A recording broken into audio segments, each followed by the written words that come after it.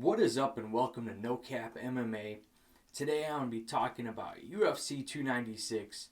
Man, this is one stacked card. Like, the early prelims are better than last week's main card. It's crazy. And I can't wait to jump into this. We're going to do a breakdown and predictions of the entire card.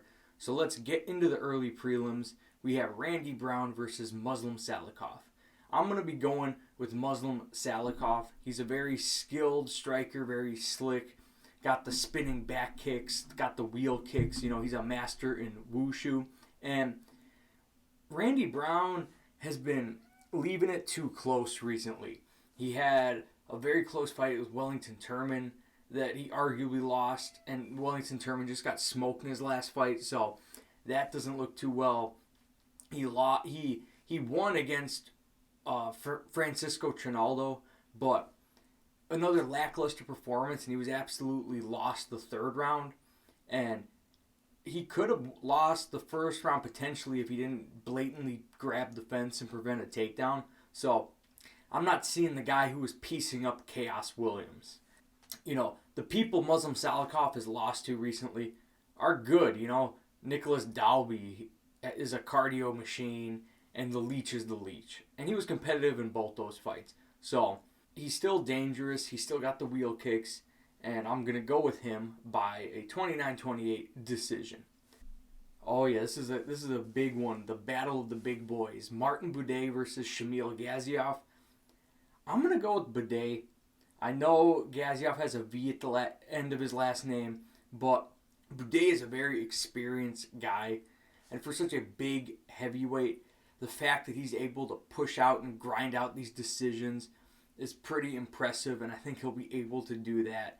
He's got a good clinch game. He can hold up these, big dudes and really do good damage, great knees to the body. He absolutely destroyed Chris Barnett on the cage, and he destroyed Josh Parisian in a round. And Josh Parisian isn't great, but he's also kind of tricky. Like, sometimes he loses, but it's a close decision, and he's a tricky heavyweight. So the fact that Buday just smoked him, that's pretty good. So I'm gonna go with that, a 29-28 decision for Buday. All right. So next up we have Andre Fili versus Lucas Almeida, and I'm going with Lucas Almeida.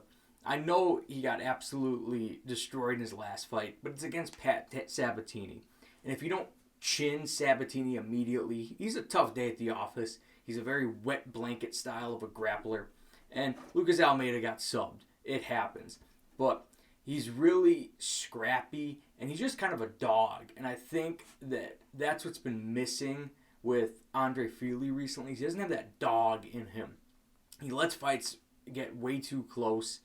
Against Bill Algeo, I mean, he was arguably lost that fight because he wasn't doing anything with the back take, and he let the Nathaniel Wood fight slip away from him by just not pushing it in the third when he needed that round.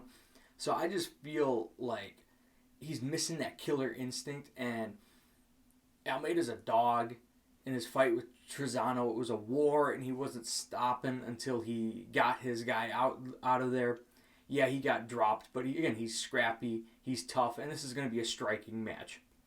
I don't think Almeida's going to have to worry about Fili's grappling. I just think Almeida's got that dog in him. I think he might even be able to get a TKO against Fili in the second or third round. Now let's go to Tagir Ulanbekov. I hope I've said that right. Against Cody Durden. I'm going with Cody Durden by decision. He's been looking great recently. He's really got a crazy grappling pace. And I think he's just going to put it on Tagir, who's just another one where he is very close fights. Nate Maness kind of threw himself in that guillotine, but other than that, he hasn't looked that impressive in the UFC. So I just think that Cody Durden is just going to outgrind him, outmuscle him, take him down when he has to, and just tire him out. So I think he's going to do that. He was able to do that against Jake Hadley. That was a very impressive performance, and he was tough. He survived a deep armbar attempt and just put that wrestling pace on him. He's been looking almost like a flyweight Colby Covington. So I'm going to go with him by a 30-27 or a 29-28 decision. And now we have the main prelim of the early prelims, Alonzo Menifield versus Dustin Jacoby. I'm going with Jacoby. Jacoby is really damn skilled. When he's on, he looks great. He absolutely schooled Khalil Roundtree Jr. and got robbed of that win. That was one of the worst robberies in UFC history. And he's good, man. He's got that technical glory kickboxing. He was able to put away Kennedy Nizichukwu in the first round. And I just think that he just has more tools. He's got really good grappling, defense, and a better resume. And Alonzo Menifield is just inconsistent. He's got power, but I don't think he has anything that Jacoby hasn't seen before. And I'm sorry, but losing a decision against William Knight it's hard to pick you. I think Jacoby will get a decision, or maybe he might even get like a second or third round TKO. All right, now we got the prelims. So, Casey O'Neill versus Ariane Lipski. This one I feel like is a no-brainer. Casey O'Neill is really good. She has a lot of output. She throws a lot of strikes, and she damages people. She hurts people, and this is another one where Lipski just what is in her game that Casey O'Neill hasn't seen before. We haven't seen people out-grapple Casey O'Neill, and Lipski, I don't see her doing anything in the striking. So this one I feel like is going to be a pretty clear Casey O'Neill decision. All right, now we got Cody Garbrandt versus Brian Kelleher. I think this is another pretty clear one. Cody Garbrandt still has power. He got that rebound win against Trevin Jones. He showed good takedowns. He looked very timid in that fight, but I think that was just mentally he just needed to get that win. Now he's coming off of a win. Brian Kelleher got smoked in his last two fights. Got subbed in the first round by Mario Batista and Umar Nurmagomedov. Batista kind of got exposed recently. Got gifted a decision against Damon Blackshear, who took that fight on a week's notice and was able to out-hustle him in the first two rounds.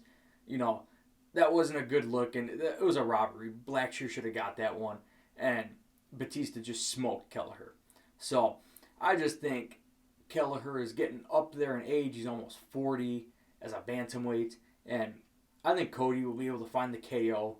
Hey, then he's on a 2-fight win streak. So, yeah, I think this is a pretty self-explanatory one. Again, he's still got the power. He's still fast. He's still got the movement. I'm sure he'll do the robot dance. So, yeah, Cody by KO. Probably the first round, or maybe the second. Now let's go to Irene Aldana versus Carol Rosa. I guess Cody Garbrandt's fight must have been really boring to the UFC brass. I mean, it wasn't a great fight, but the fact that this fight is after that one, that's interesting. But anyway, this one is hard. Both have had inconsistent performances. Aldana just had an embarrassing performance against Amanda Nunes. Did absolutely nothing. Basically just was like, I'm going to go there and lose. And I don't like seeing that. She's also getting older. But, she has power. She destroyed Macy Chiasson with a body kick when she was on the floor, which is crazy. Annihilated Yana Santos. And then you have Carol Rosa, who had a close fight with Norma Dumont. That's like an arguable decision. She dropped Dumont in the third round. But then she got gifted a decision against Yana Santos. Like, that was way too close. I think I'm going to go with Rosa. She's a little younger. She does have pop in her shots. And you don't know which version of either of these ladies are going to come into. So, Rosa by decision, I guess. But I wouldn't be surprised if it went the other way. But that's just what I'm leaning. All right, now we have the main prelim. Josh Emmett, Bryce Mitchell. I broke this down last week when they announced it. I think Josh Emmett will get it done. He's got the better striking. He's powerful. And he's a wrestler by nature. That's his background. So I think he'll be able to stuff the takedowns. And I don't think Bryce Mitchell is going to have 3 rounds worth of cardio to just constantly go for takedowns. I think he's going to gas out in the first round and I think Emmett's going to put him away, and it's going to be like a classic comeback win for Josh Emmett, because he's still dangerous, man. He had Yair Rodriguez out on his feet in the first round of their fight earlier this year. So, dude still got power. You don't see people out grapple him. And this is such a short notice fight for Mitchell. I got to go with Emmett by KO. The main card. Man, this is such a good card. Opening the main card, Vicente Luque versus Ian Gary. I wish I could say Luque's going to win. I really wish I could. Ian Gary is cringe. His personal stuff, his weirdness with his wife, and it's just hard to like this guy. It's hard to root for him. The way he treated Neil Magny, basically just twisted his words and made him look like this horrible person, when Neil Magny, like, is just one of the chillest, nonchalant guys. Like, why would you go after him? It was just baffling. Gary's still really skilled. He's tall. He's a sniper. And I think he's kind of figured out that elite level. He went from looking real nervous in his debut fight against Jordan Williams and had a few lackluster performances, but then he fought Song Keenan, got dropped that one punch, but other than that looked great in that fight. He smokes D-Rod in the first round. People don't do that.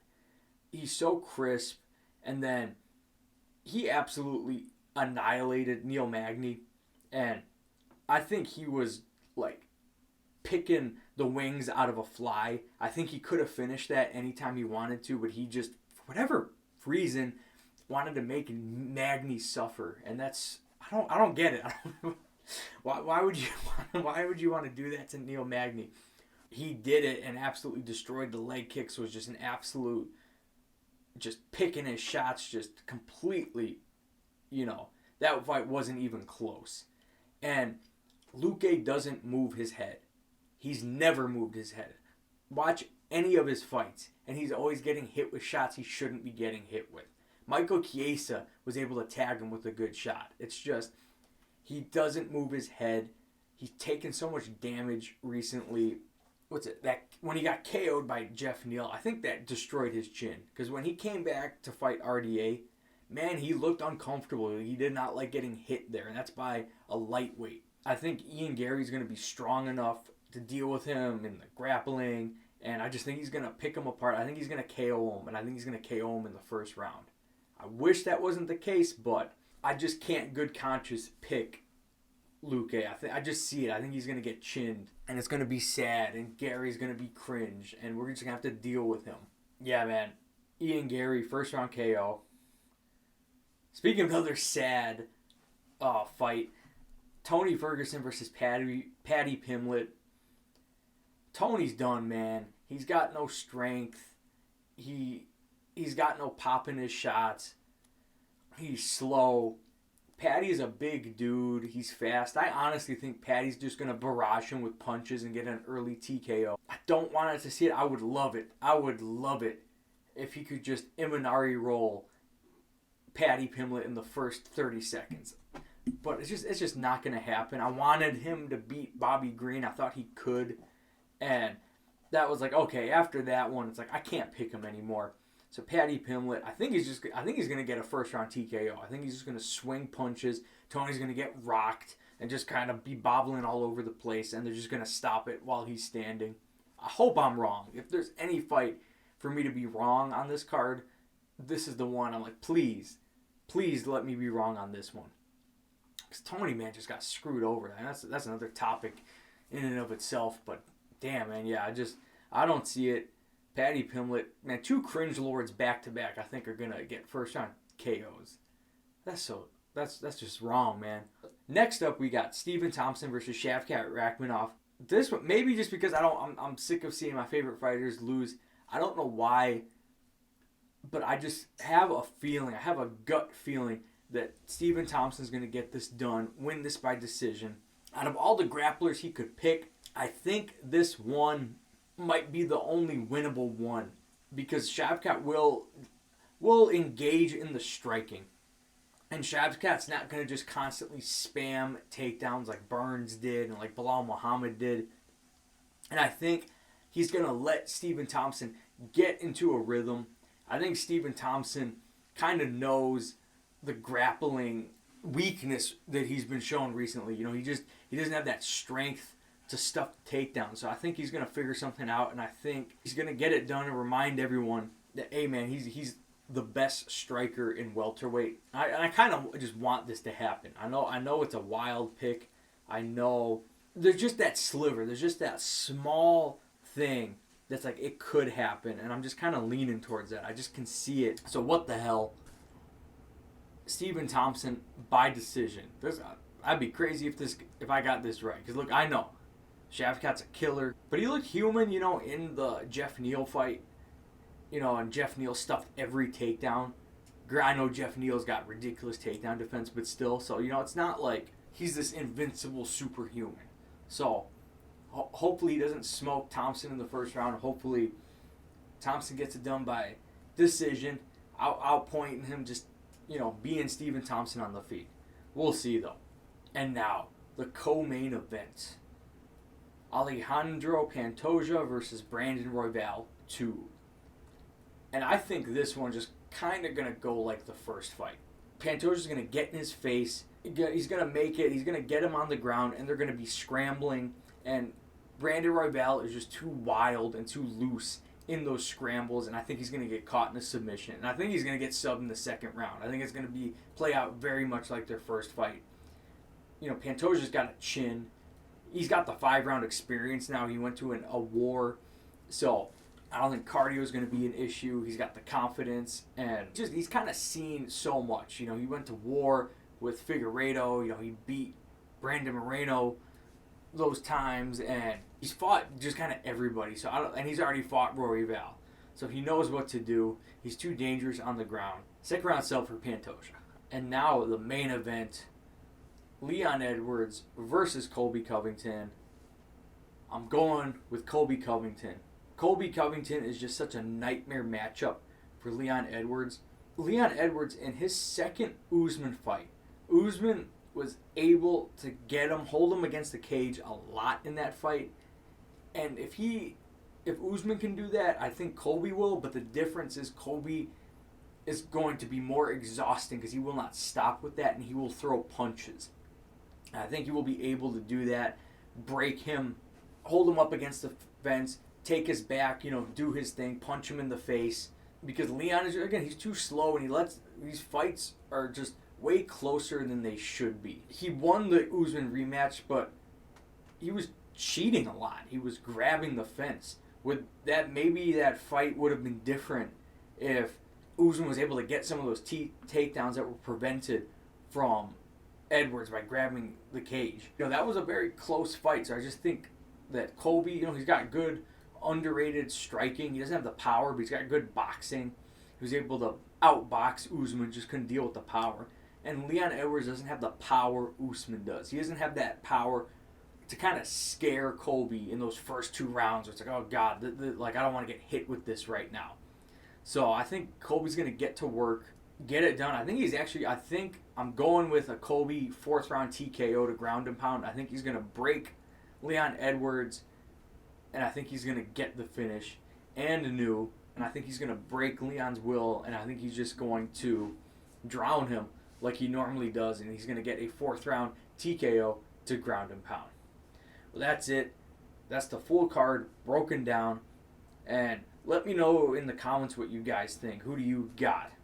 And I'll be curious to read that. But I can't wait for this card. Such a great card. This is a great way to end the year. Yeah, that's all I got. Thank you for watching. If you liked this video, if you wouldn't mind giving it a like. And hey, if you enjoyed this content, feel free to hit the subscribe button. And I will see you in the next video.